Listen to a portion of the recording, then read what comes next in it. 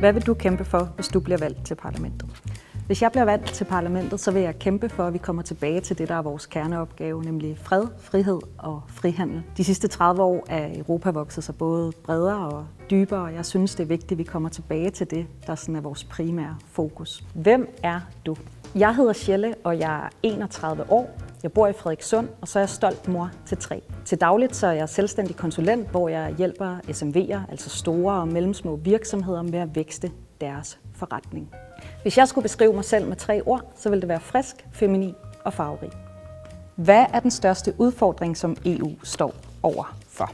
For mig at se er den største udfordring, EU står overfor lige nu, at udnytte den størrelse, vi har. Vi har længe sakket bag USA, og nu er Kina også kommet på banen med masseproduktion og også innovative tech-virksomheder. Derfor synes jeg, at EU skal til at udnytte den størrelse, det har. Og det er også, når det kommer til både tech-udvikling, men også krig på europæisk grund og også frihandel. Hvad adskiller dig fra de andre kandidater? Med mig så får man noget frisk, feminin og farverigt. Og hvad ligger der så i det, tænker du måske? Der ligger en iværksætter med en stor ildsjæl og et enormt stort drive til at få tingene gjort. Jeg tror nemlig på, at man skal sætte sig ordentligt ind i de emner, man arbejder med, og derefter både tænke kreativt og innovativt og effektivt. Det er noget, jeg synes, EU har haltet efter med. Jeg vil gerne lige skule Mommy Tommy. Det må I ikke tage med. Hvad er det første, du gør, når du lander i Bruxelles?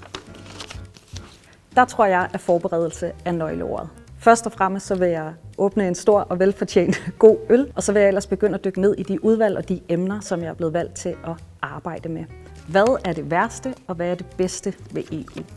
Det bedste ved EU, det er, at vi kan stå sammen om at skabe fred, frihed og frihandel, men også, at vi har en størrelse, der gør, at vi kan tage et større ansvar på nogle af de udfordringer, som verden står overfor. For eksempel klimaudfordringerne og krig.